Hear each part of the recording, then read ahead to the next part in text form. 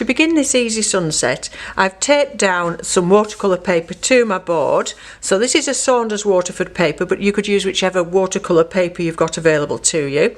And I've popped a few lines down here of some imaginary hills. So just lightly with the pencil so we can erase them later, I popped some imaginary rolling hills there. Now your silhouette at the bottom doesn't necessarily have to be hills. You could do some buildings as if it was a cityscape, or you could do some trees, maybe a palm tree or something like that, and you could get those images to draw offline if you wanted to make it a bit more complicated, but I just want to make it very, very simple, just some hills there. Then once you've got your paper ready, you need to get some colours together. So I've just mixed 4 to begin with. I've made a really dark blue by adding some red and some sienna, burnt sienna to the blue, which can make it really rich and dark for an evening blue. And then I've got the nice bright yellow. These are just straight from here with no mixes, some yellow, some orange and some red. You could add more colours because there are so many colours in a sunset. If you look, there's lots of pinks, oranges, mauves, all sorts. Just take a look at all the colours you can see there and use as many colours as you want. I chose the Sennelier travel set because of the variety of reds that it's got. So it's got some lovely reds there, nice bright colours, and the yellow is really bright and vibrant. I have done another video on that before telling you all about the colours that are in there, so I will link that up here if you haven't seen that. So now we'll go on and get our paper. If you've got one, get as big a brush as you can and have a nice flat brush. It's much easier for putting your water on.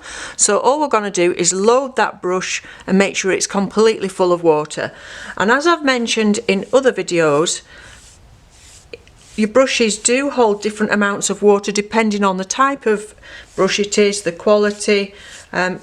So if you have a better brush, you'll find it easier to get that water down before your paper dries out. If you have a small brush and it's not a great brush, you might find this takes you too long and your paper's starting to dry out. And I have said this before, but if you tilt your head on one side and look across the surface of the paper, you'll see if you've got any dry bits that you've missed. And this is a very heavy paper, so I can put plenty of water on. I think it's a £300 paper. Don't work with anything less than £140 if you can. So if you tilt your head, you can see where it's dry and where it needs a bit more. But it's soaking in really nicely because this paper absorbs the water nicely. Okay, so I'm going to start at the top. Just pull in a little bit there. Just make sure it's nice and even. This is why you need a big brush. If you're faffing around with a little one, sometimes I notice with beginners they'll come and they'll just have something like a number 8 round brush and not actually have anything bigger than that, and it would take forever to get that water on there with that. So do think about the brushes that you've got. So load your brush up with the first colour, which is the dark blue, and put plenty of that on. And I should have said earlier, what we need to do is make sure that these paints are a very similar kind of consistency. Between colours, give your brush a really good rinse out, and if you get drips on here, make sure you get those off with a tissue, because what can happen is they can drop into your painting. So then with the other 3 colours, we're just going to be playing a little bit with them. Let them flow into that blue. And you will get little bits of the blue lower down. Can you see how it's drying out quite quickly down at the bottom there? So let's crack on and get plenty of paint on.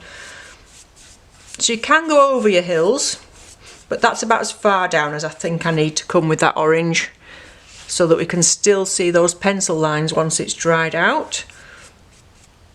Okay, so we've used the red and the orange. Now let's pop a bit of the yellow in. And let's just take a bit more of that blue actually. I've made that go a little bit green there, haven't I? So we need to add some red. And that's giving us a bit of variety there, making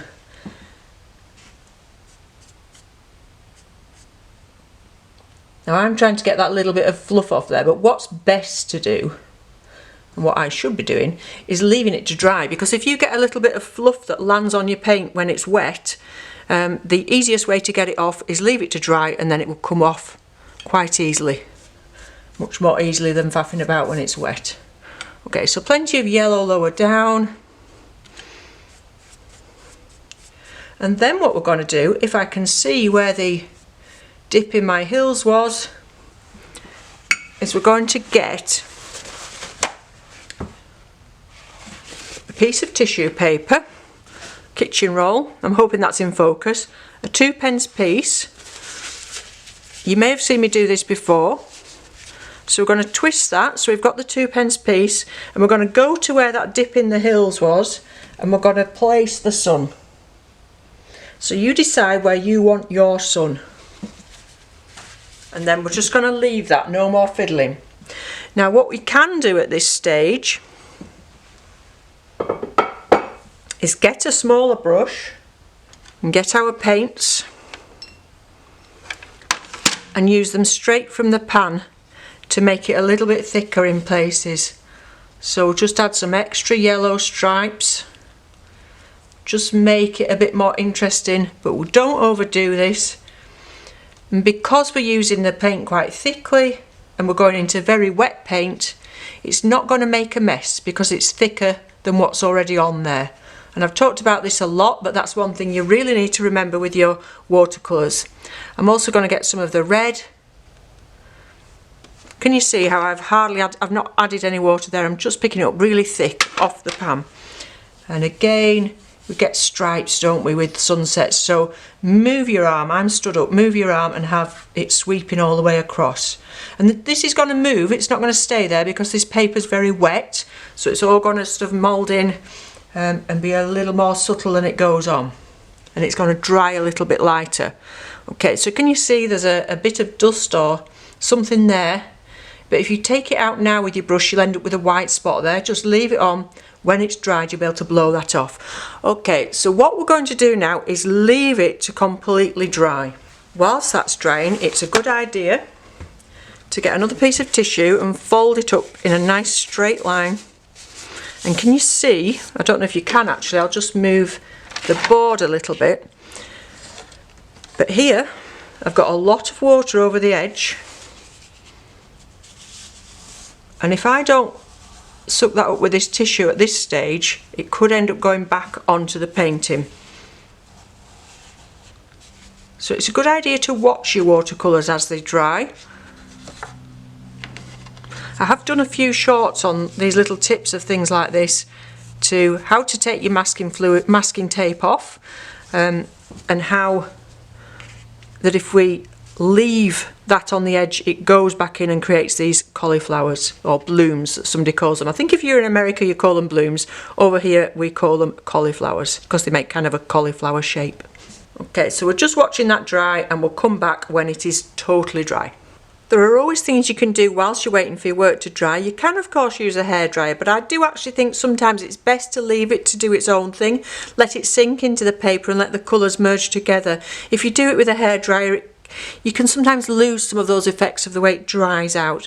Okay, so rather than waste what was already in here, you'll remember we had that really dark blue for the top of the painting.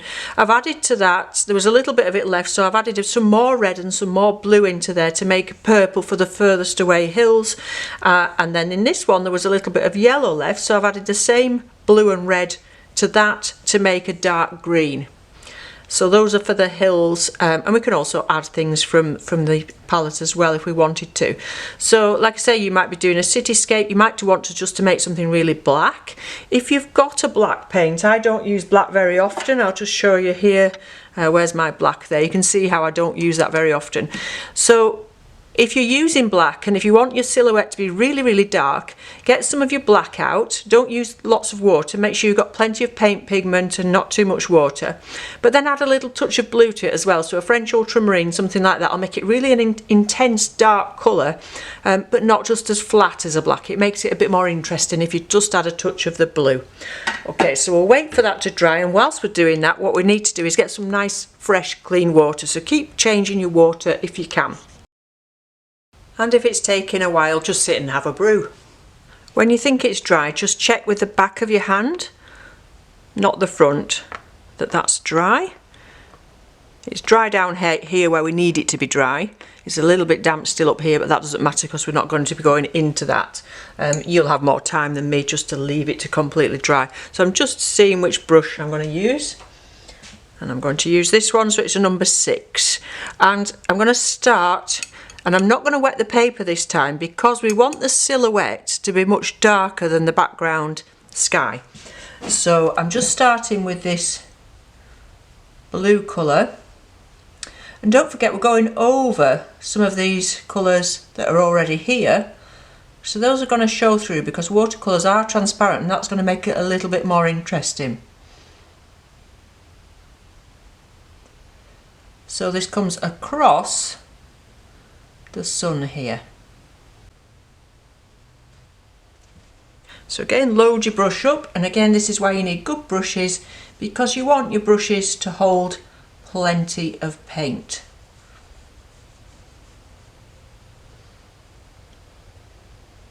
It's drying quite quickly, the paint that I'm putting on, because this paper is nice and dry, and it's actually next to the radiator at the moment because it's not that warm in here, so I've got the radiator on. And when things are drying quickly, you need to work quite quickly. Okay, so that's hill number 1.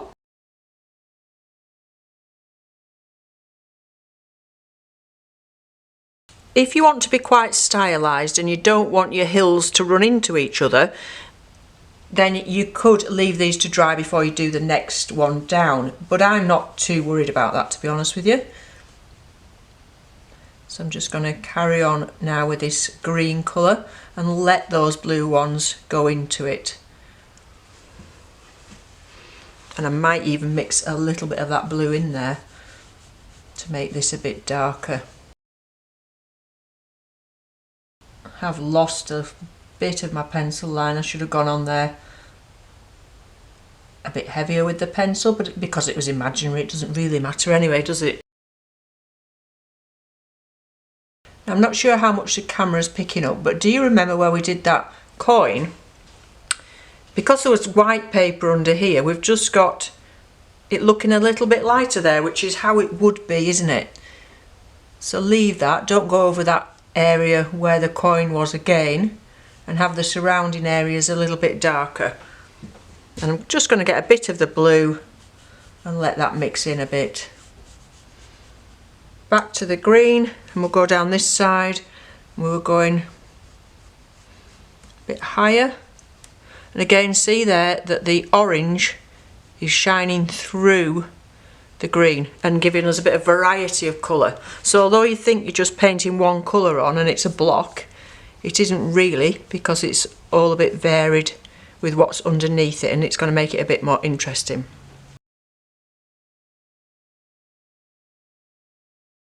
Now I was running out of the green, so I've just made a bit more up, but I've added it, made it a bit stronger with less water, but also added a bit more of the yellow to it, because as we're coming forward we may be a bit more in the light, and we might see that green a bit more than those distant hills. So we've got a bit of variety there, but of course that paint was thicker than what was already on there, so that's why I can just add it in. Don't cover the whole thing, just let it give it a bit of texture. So I'm going to add a little bit more of the yellow to that mix for this last little bit down this side. So I'm forever running out of paint, so what you really need to do is make plenty up to begin with. It makes life easier. I'm quite happy colour mixing when I run out, but I know some people struggle a little bit with it, so in that case have plenty made up to begin with.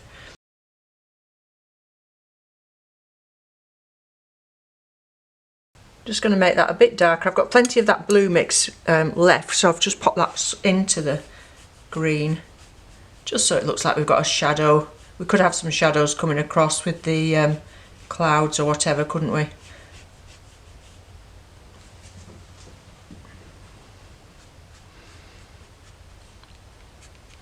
Okay, so you could go on and on, putting a bit more texture with the side of your brush there, putting more detail in, but we really want to just keep it simple, and by leaving that little bit of light there and there, it looks like the light's coming down that valley.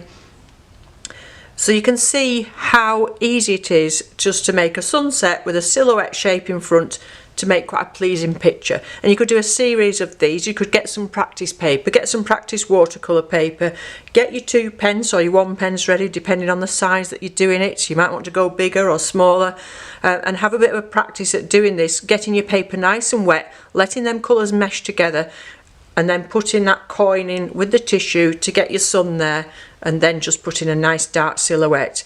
And another thing that you could do instead of doing your silhouette with paint is you could draw a silhouette on with a very thick black marker or your black drawing pens, and just have that completely black at the front there. I just want to tidy that little line up there. This is me fussing now, and there's no need to carry on fussing really.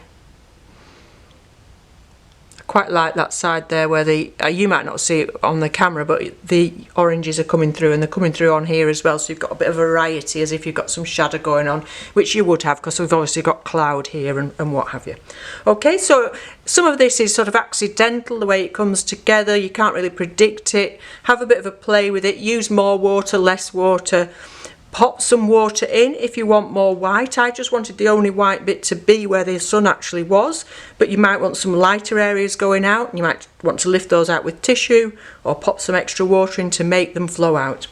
Okay, so thank you very much for watching. I hope you found that useful. Do let me know what you think in the comments below. If you want more videos like this, you do need to go onto the notification bell below. Subscribe as well, of course, but which is obviously for free. But if you do go onto the notification bell there, it will let you know when I've released a new video. Okay, I will see you again soon. Enjoy your weekend and your painting and drawing. Bye bye for now.